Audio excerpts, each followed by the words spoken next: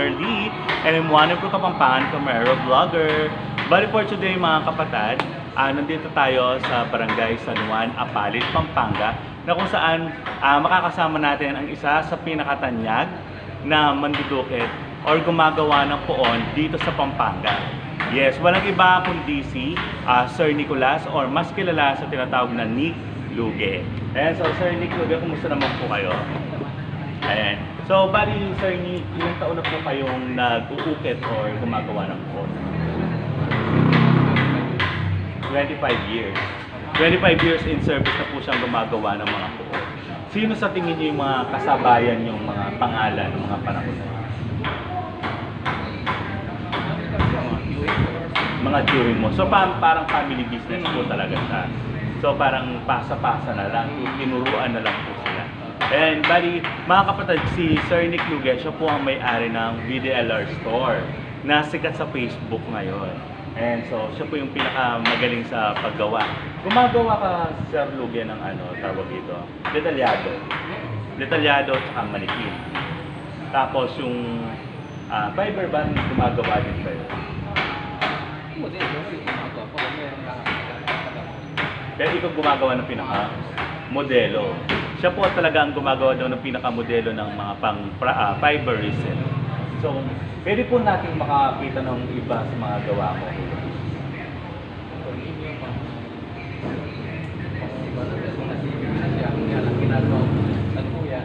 Ayan. So, mga kapatid, isa ito sa mga gawa ko ni Ayan. Na on process. Anong tawag dito, kuya? Niño dormido siya. Niño dormido. Ayan, mga kapatid. Ayan. Naka-ohos din yung mata. Tapos ito yung pang babae. Babae po ba yan? Dolor. Tapos ito yung kanyang dolor, mga kapatid. Venturado. So ilang feet ito po yun? 5 feet. Ayan. So, 25 years? 25 years, tama ba? 25 years na po silang gumagawa ng mga poon. So, expect na natin na talagang batikan na. Batak na po sila sa paggawa po ng mga poon. So, Sir Nick, tawag dito, mga magkano naman sa presyuhan tayo? So, kapag 2 feet, mga magkano po yung niya? Depende. Kung siya, VDLR of the Renteros Remedios na 2 feet, mga magkano po ako?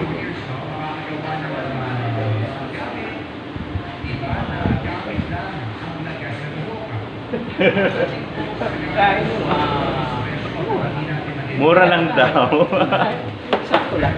Ayan. So ang magawa po kasi ni Sir Luge, depende yun sa size, sa design, sa kung anong kahoy pang gagamit. Anong mostly kahoy na ginagamit? Santol. So more on santol po. Ayan, batikulin. Kung meron din kayong mga batikulin. Kumbaga kung kailan nagiging maganda yung kahoy, mas tumataas yung presyo. Normal.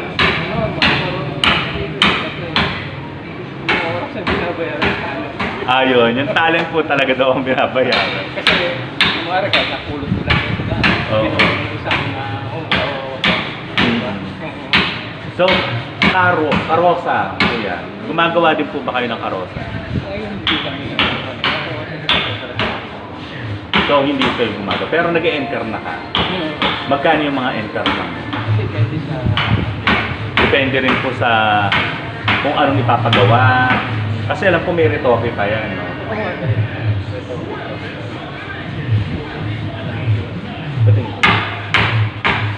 Promaklan yan. Ano ba? Promaklan. Aklan. From Aklan. Ayan mga kapatid, ito from Aklan po to. Ayan, so imagine from Aklan. Pinunta pa dito, pinadala pa dito sa Apalit, Pampanga para ipa-encar na lang at ipa-retoke. Ano daw po ito kaya? Dolor yan. Oo, mukhang dolor. Mukhang dolor po. Ayan. Oo. Ito yung kasalukuyan na ginagawa. Mm-hmm. dinudokumento kasi para yung before and After, opo. Ayan mga kapatid, ang ganda po. Hindi pa, bali, mga ilang buwan kapag sa enter na kuya, mga ilang buwan bago matapos. Ito lang talaga gagawin. Ano yun siya, di ba? Parang heads at saka yung kamay. Mga isang buwan, gano'n. Yun lang talaga yung gagawin. Oo. Ayun mga kapatid, bali kung magpapa-encar na kayo, less than 1 month makukuha nyo na yung ipapa-encar nyo yung ulot kamay. Pero kapag buo, kunwari magpapagawa sila ng buo ko yan, mga ilang buwan or ilang week.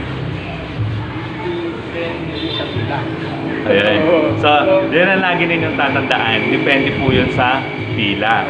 So, wag kayong papayag na porket may dumating na mas mayaman sa inyo or may dumating na mas sikat sa inyo, doon kayo sa first come first serve na rules talaga na sa mga pagawa. Kasi baka masira yung konsya, pumasok na Oo, kasi minsan sa mga ganun may nasisira, minsan nasisirang pangalan. Dahil lang po sa pagsasanto. May mga nakatandem ka na po ba, kuya, na gumagawa din o family ano talaga? Ang mga yan, may magsibinsan kami. Oo, mga dito mga kapatid, bali ilan mga gumagawa? Tatlo. Tatlo po ang mga gumagawa ni Kuya Nick. And magpipinsan po silang lahat. So family business po talaga siya. Tapos, mga ilan na yung mga nagawa? Ayun, so sa 25 years, parang 5 years old pa lang ako. Gumagawa na si Kuya Nick. Hindi ko tandaan kung Oo. Kung ilan. So ilang taon ka na po ba ngayon? Hindi po. 54. So less 25 years.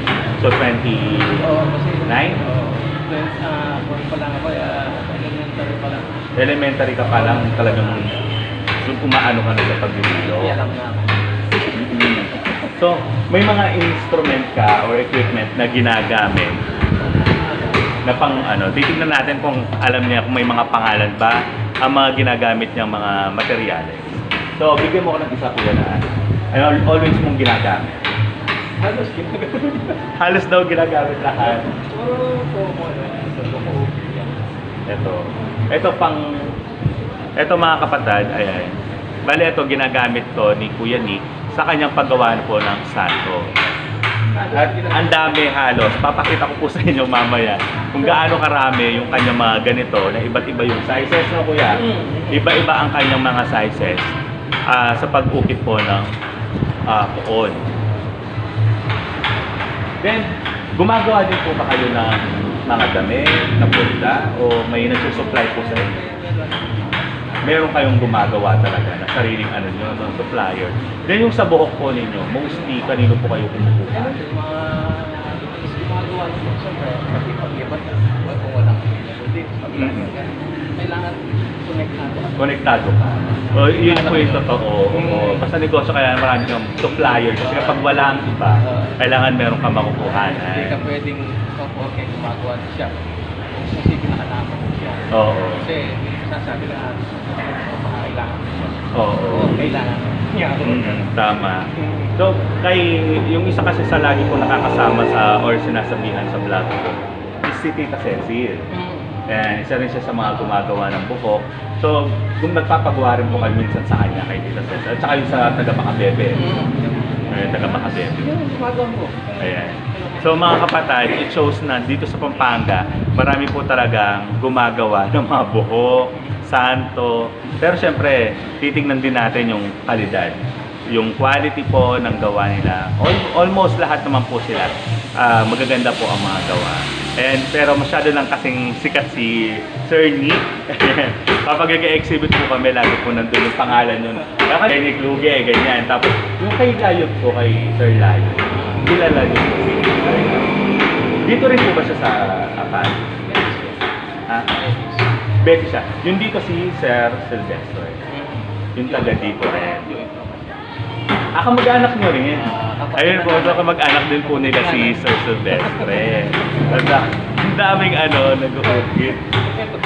Connection lang. So yung shop nyo po na BDLR, linipat nyo na po ninyo dito. Yun sa naman. Doon kami sa Biliana. Dati po sila sa Biliana, sa subdivision Biliana, no, kuya, sa Apalit. Ngayon, linipat na po siya dito sa Barangay San Juan, Apalit, Pampanga. Malapit po sa Ascom. And ay Apalit Doc. Malapit po siya sa Apalit Doctor, sa hospital.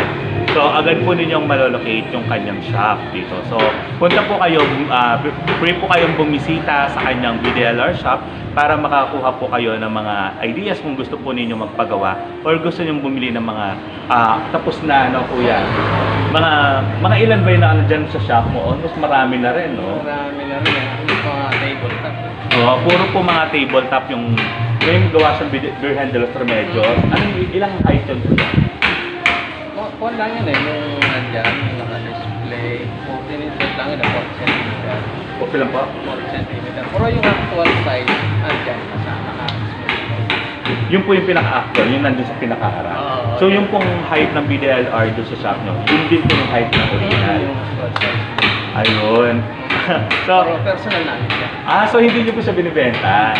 Ngayon so mga kapatid, nakita ko po ng matutukan at malapitan. Etong si Birhen de los Remedios po, induning kapalda ng Tularing Kapampangan, Birhen Patrona ng Pampanga, na kamukhang kamukha, replika ng original. Ka-height din po. Ka-height din po siya ng original. Yun nga lang po, hindi po yun binibenta. So for family, ano lang po talaga, devotion. And so, ang dami mo rin naka-pending ngayon, kuya, siguro. Ito mga paggawa yan. Ito, ginawa ko lang siya. Sinalilang competition.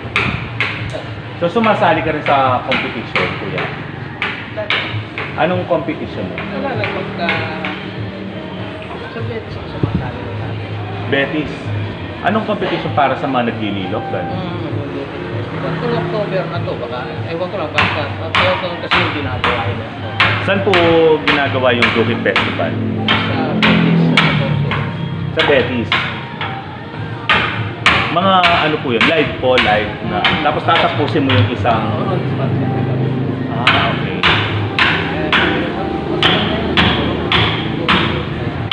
Ano po yung pinakamahirap ninyong nagawang poon?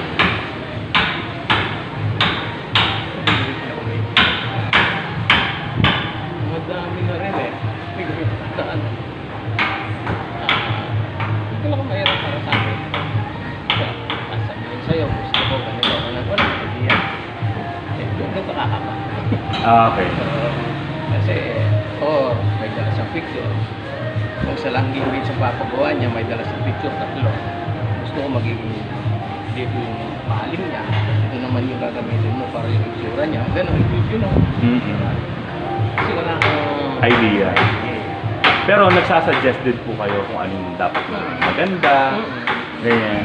So kapag yung sa'yo, kuya, ikaw yung dudukin. Sino yung nagpipaint? Kami na din ang pintor, sila. Pagkakatay kasi. So may mga pintor po talaga. Ikaw yung nagsasabi kung paano yung tsura. Yun ko, tapos ako yung final na Titingin. Tatapos. Ayan, so kapag Nick Luge talaga, asahan mo na maganda ang kalalabasan ng santo na iyong ipapagawa. And kitang-kita, halatang-halatang Nick Luge daw, sabi nila, kapag sa kamay, ayan, sa kamay po, tapos yung sa facial expression po ng mukha, alam mo na kapag gawang luge. Ayan, hindi po lugi Lugi lang po yung apelido. Hindi po sila nalulugi. Paminsan-minsan. Paminsan-minsan daw po nalulugi din po sila. Kasama yun. So, ano po yung pinakamaliit na height? Sa height po tayo. Ano yung pinakamataas na pinagawa nila? Sa akin, Mga ilang feet? yung ginawa namin sa buwan yun eh. Cagayan de Oro. Cagayan de Oro. Pumunta po kayo doon o silang pumunta rin? Sila nagpunta dito. Inspirasyon na lang. 8-footer na San Miguel. Nakakagawan. Ayan, imagine ka mga kapatid, from Mindoro, Cagayan. Cagayan de Oro. From Cagayan de Oro, pumunta pa po yung mga taga Cagayan de Oro dito sa Apalit, Pampanga para ipakita or ipagawa yung Arcangel ba? Arcangel. San Miguel. San Miguel. San Miguel po na 8 feet. 8 feet. 8 feet po na San Miguel from Cagayan. Napakalayo pero dulo to dulo. Dulo po siya ng Pilipinas actually. Tapos pumunta rito sa Pampanga kasi alam nila kung gaano kagaling si Kuya Nick Lupe. Ayan. Saka yung kuha pala, yung Manawag pala. Sa Candel Gallery. Saan po, ano? Sa Manawag. Mismong Manawag? Yung sa may Candel Gallery. Oo. Yung pa nakakita. So kayo yung pumunta doon? Yung image doon na... Iniilawan, sa may tubig. Yun, gawa dito. Ayun, mga kapatid, for sure alam nyo po yun, yung isa sa mga Our Lady of Manawag na nandun sa mismong simbahan, no kuya? Doon sa may Candel Gallery. O, sa Candle Gallery po ng Manawag Church. Siya po ang gumawa doon. So, ano yun, bari pumunta po kayo doon sa Manawag? Dito namin siya. So kinuha doon, tapos Dinala lang namin. dinala doon. And so kinuha po nila doon sa Manawag, tapos dito ginawa sa Pampanga, yung Our Lady of Manawag na nandun sa Kendall Gallery po ng Our Lady of Manawag Parish Church. Ayan, so kung gaano kaganda yun nandoon, ganun po kaganda yung mga makikita nyo dito. Talagang actually nalulula ng mga mata ko. Lulang-lula na po ako sa mga nakikita ko magagandang mga gawa ko ni Sir Nick. So, ano pa yung mga maraming, pero may mga nakaka-encounter ka na talagang kilalang tao? Meron. Magbigay ka ng isa ko.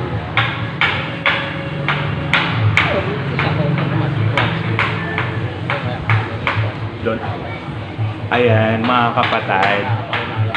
Oo.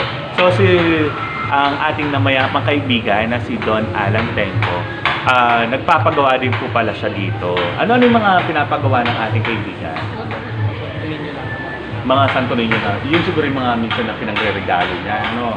Mahilig po kasi magregalo si Don Alan ng mga puon. Ayun, mostly yung mga pinapagawa po niya dito, pinagre-regalo po niya. Kasi talagang hindi ka mapapaya pag nagparegalo ka ng galing dito. And so, ano pa yung mga nakapending ka ngayon na marami, no, kuya? Ito yung mga Holy Week na yan, yung mga ginagawa natin. Oo.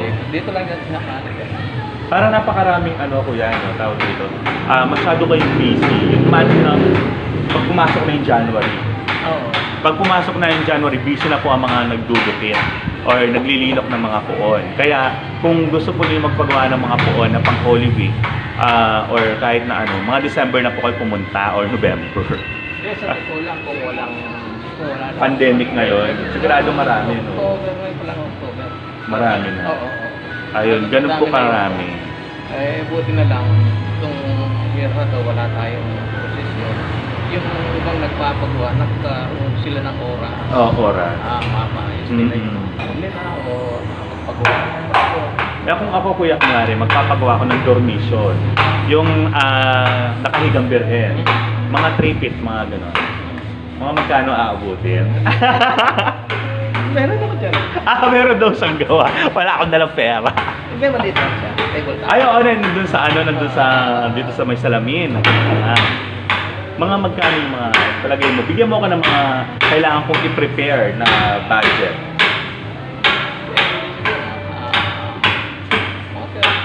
30,000. Worth it. Mga kapatid, 30,000. Imagine, kita na yung kamay, kita yung paa, sigurado.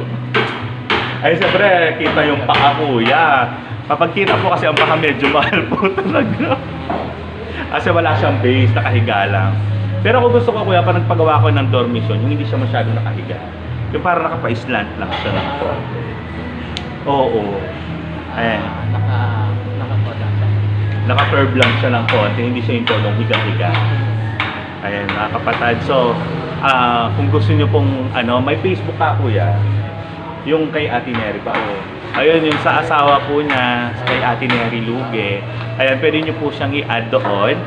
Neri Luge po, para makapagtanong po kayo kung ano po yung mga gusto ninyong ipagawa o kung gusto po ninyong ipa-enquire na. Ayan. Then, yung sa ano po, tawag dito, yung sa shop po nila, dito lang po sa Apalit, Pampanga yan. So, pwede nyo po akong puntahan, samahan ko po kayo doon, or pwede dumiretso na po kayo para agad po ninyong makita yung shop po nila. Ayan. So, oo, madali lang. Ang munisipyo lang. Pagpasat papuntang munisipyo, pagtanong niyo po apelidong Lugi, 100% kilalang kilala. Ako po, hindi po ako naligaw sa pagpunta rito. Yeah, so, thank you so much po, Kuya Nick. Ayan, thank you so much po sa sa amin ng pag-vlog. And then, don't forget to like, share, and subscribe. Then, follow me to my Instagram, to my Twitter account. It's Jesse Samson, JHESSIESAMSON. Then, subscribe po kayo always. Then, comment down below if gusto niyo po itong aming topic for today. Then, don't forget to add sa Facebook po si Ma'am Mary Luge, yung asawa po ni Sir Nick Luge. And thank you so much po. God bless us all. Thank you po.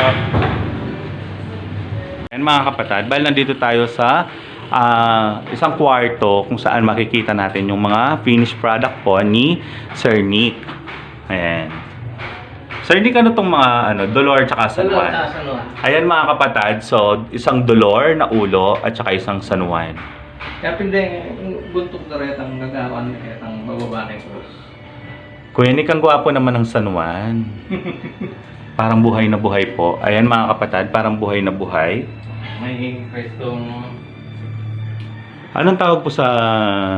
Itang dala ko din mga ng kwesto. Wala mo itang pagpapakilala niya. Anyang ila ko de kang kay. Bayo de pa ko kay cross. Ayan po. Naning gawa na kuya, ikangan kung buo. Ayan mga kapatid, bal makikita nyo, detalyado po yan. Ayan, kasi talagang pinakita, hindi po siya mannequin. Ayan, from the metal works. Tapos po, ayan, lahat po sa kanya, kay Sir Luge. Ayan. Mga ilang feet, matangkad pa sa akin. 5'5". 5'5 lang ba to? Mataas yung, yung base. Ayan. Hindi ka makibanding kasi dagol na. Ayan, mas may Santo Niño pa po siya diyan. Dito sa loob, kuya. So, ayan, ito yung mga iba pong gawa niya. Ayan, di ba? Ang ganda. Ayan mga kapatid, so punta lang po kayo dito sa San Juan, Apalit, Pampanga. At hanapin po ang VDLR shop. At dito po matatapos, ayan, mga mga tabletop po to na Santo Niño. Angustaya po. Ayan, actually ako rin may Angusta ako, kuya. Pero personal yan. Akayin ka ako. Kaya, Luluwal Santa Ana, parokyana ng Santa Ana. Kaganda naman. Tapos po yung mga kamay na nakapilantik. Ayan po. Kitang-kita nyo po mga kapatid, bali kahit wala po siyang damit, napakaganda. Then, sino to kuya? Si Pope? Pope. Ayan po. Yan, may stranded yan naman. Ay, makanta. Pero itang kaya kami, itang personal mate, yung kasimbahan niyang pag novena rangeni. Ating kaya personal kasing makanyanyari. Ayan po mga puro tabletop po na Santo Niño. Ayan. Sa dami po ng mga gawa nila, talagang masayang-masayang mata mo kung mahilig ka talaga dito. Ayan mga kapatid, so nandito tayo ngayon sa mismong paggawaan na. Ayan. Si Longinus. Ayan. Andyan po siya.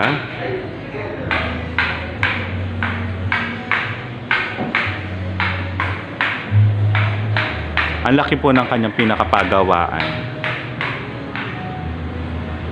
Ayan, parang meron pang lagayan ng puon. Ayan mga kapatid. Ayan, dito po yung mga nagpipaint.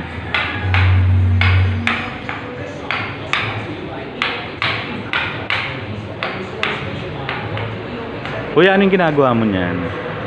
Anong pong puon yan? Parang San Juan. So buo po siya doon sa karosa. Ayan, bari, first coating pa lang po yan. Ayan, first coating, ganyan po ang ginagawa. So pupunta tayo doon sa pukpok ng pukpok kanina pa. Ayan. So kamag-anak din po siya ni Kuya Nick.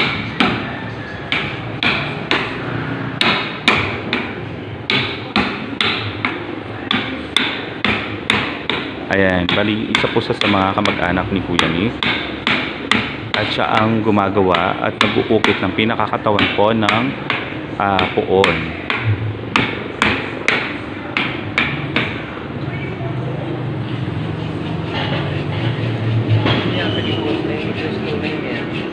Yung kinihingi tayo na kuya.